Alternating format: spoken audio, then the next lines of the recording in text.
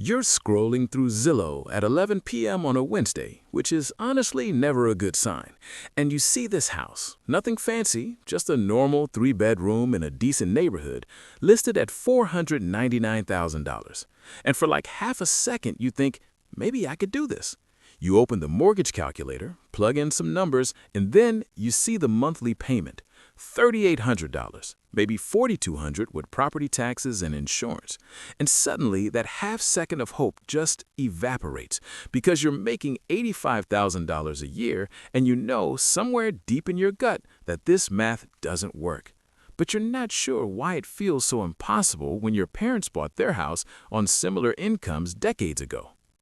My name is Robert, and I spend way too much time thinking about money, financial psychology, and, honestly, why the relationship between income and housing has become so completely warped that an entire generation is sitting here wondering if home ownership is just not for them anymore. And here's the thing. It's not that you're bad with money or that you're not working hard enough.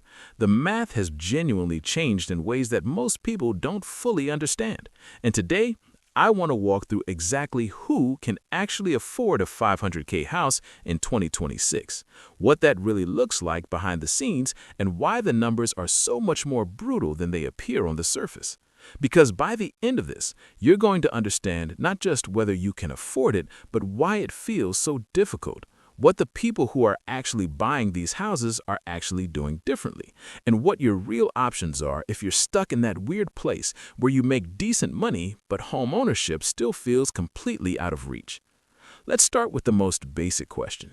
What does it actually take to afford a $500K house right now? And I'm not talking about technically qualifying for a loan. I'm talking about affording it in a way that doesn't completely destroy your financial life. There's a massive difference between those two things, and this is where most people get tripped up. So, let's do the math.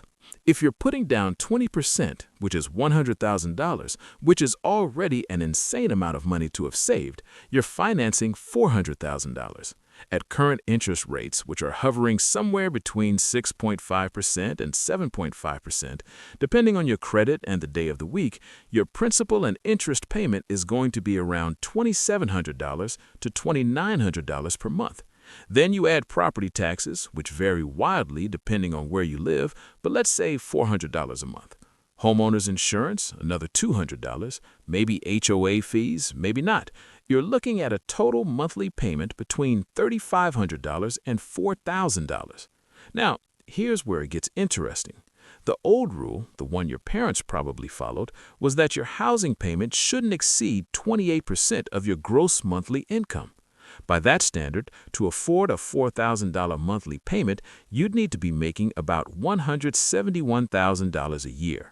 And suddenly, we're not talking about a normal middle-class income anymore. We're talking about dual-income professional couples, senior engineers, successful small business owners. But even that doesn't tell the whole story, because that $100,000 down payment, you had to save that first.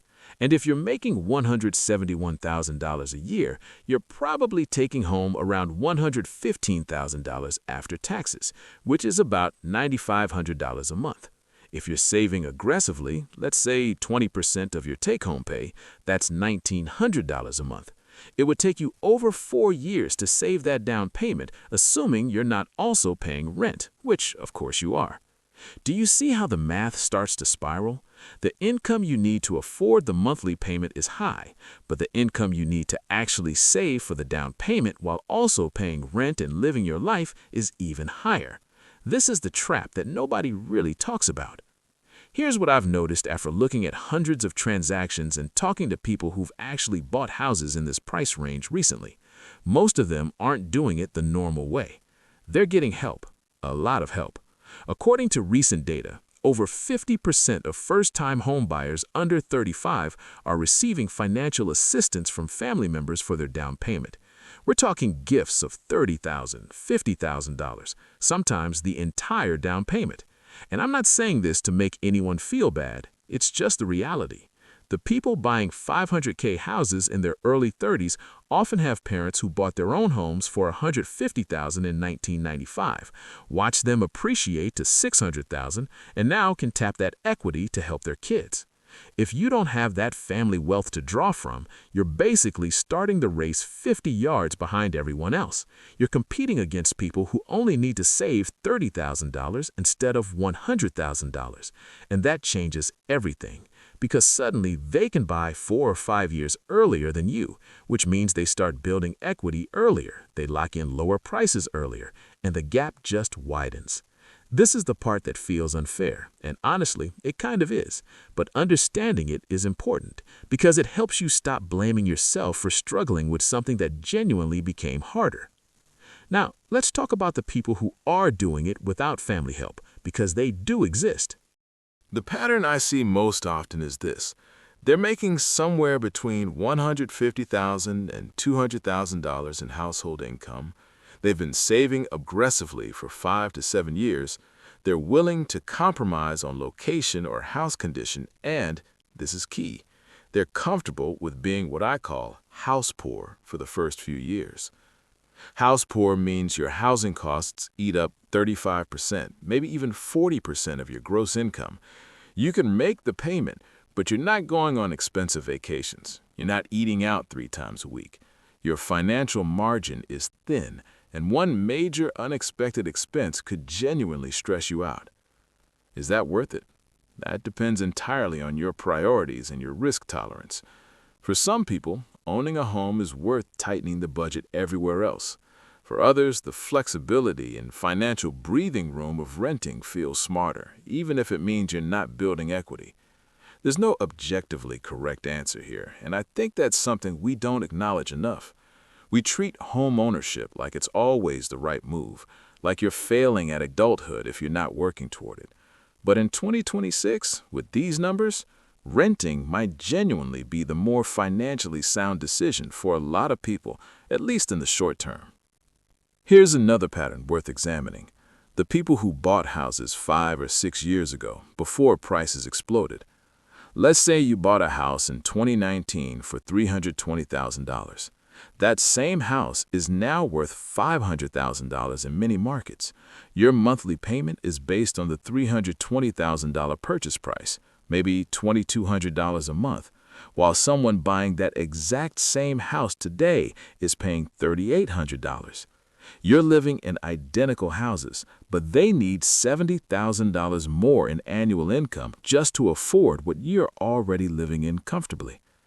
This is creating a weird locked-in effect where people who own homes are staying in them longer because they know they can't afford to move up. And that reduces inventory, which keeps prices high, which makes it even harder for first-time buyers. It's a cycle that feeds itself. And honestly, I don't know when or how it breaks. Maybe mortgage rates drop significantly. Maybe a recession forces prices down. Maybe we just build way more housing and increase supply. But right now, we're stuck in this frustrating moment where the math just doesn't work for a huge chunk of people who, by any historical standard, should be able to afford a home. So, what do you actually do if you're sitting here making $90,000 or $120,000 a year and thinking, I want to own a home, but I can't afford $500K? First, you get ruthlessly honest with the numbers in your specific market, not national averages, your market. Some cities have $500K starter homes, others have $500K luxury properties. Location completely changes this equation. Second, you consider alternative paths. Maybe that means looking at condos or townhouses instead of single-family homes. Maybe it means buying in a less expensive area and accepting a longer commute. Maybe it means house hacking, buying a duplex, living in one unit, renting out the other to offset your mortgage. Third, you focus on increasing your income. I know that sounds obvious, but it's genuinely the highest leverage move you can make. Saving an extra $500 a month helps. Earning an extra $20,000 a year transforms your entire situation. And fourth, you give yourself permission to wait if that's what makes sense. This is constant pressure to buy now, to not miss out, to stop throwing money away on rent. But buying a house you can't truly afford just to check a box is how people end up financially stressed and house poor for years.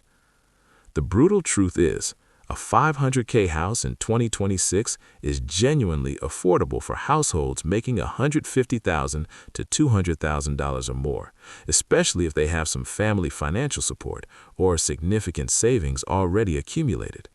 For everyone else, which is most people, it's either a massive stretch that requires serious sacrifice or it's just mathematically out of reach right now. And that's not a personal failing. That's not because you're irresponsible or lazy. The math has changed. The ratio between median income and median home prices has widened to historical levels. What used to be normal is now difficult. What used to be difficult is now nearly impossible. But here's what I want you to take from this. Understanding the real numbers gives you power.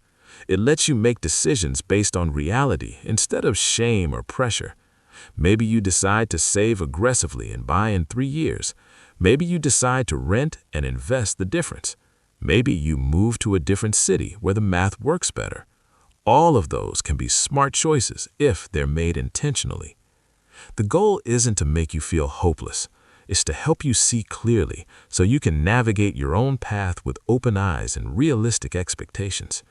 Because once you stop fighting against reality and start working with it, you'd be surprised how much agency you actually have, even when the math feels brutal.